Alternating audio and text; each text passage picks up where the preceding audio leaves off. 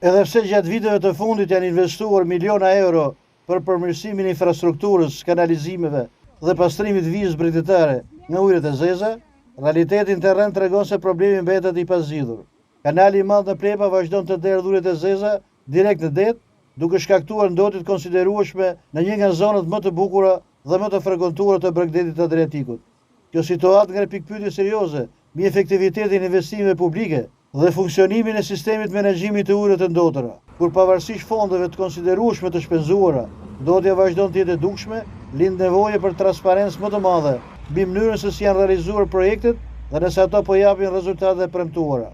Për të ndikimit në mjedis, kjo ndotje synon drejt për drejt e turizmin, një nga sektorët më të rëndësishëm të ekonomisë së zonës. Pamjet e ujërat të zeza që derdhen në det dëmtojnë imazhin e bregdetit shqiptar, ndërsa ndotja mund të përbëjë rrezik për ekosistemin detar dhe shëndetin e pushuesve. Nëse synimi është zhvillimi i turizmit të qëndrueshëm dhe mbrojtja e pasurinë natyrore, nuk mjafton vetëm investimi i fondeve, po aq të rëndësishme janë dhe mirëmbajtja e infrastrukturës, monitorimi i vazhdueshëm i shkarkimeve dhe marrja masave konkrete për të ndaluar derdhjen e ujërave të zeza në det. Në të kundërt, investimet rrezikojnë të humbasin vlerën e tyre, ndërsa dëmi mjedisor dhe ekonomik vazhdon të thellohet.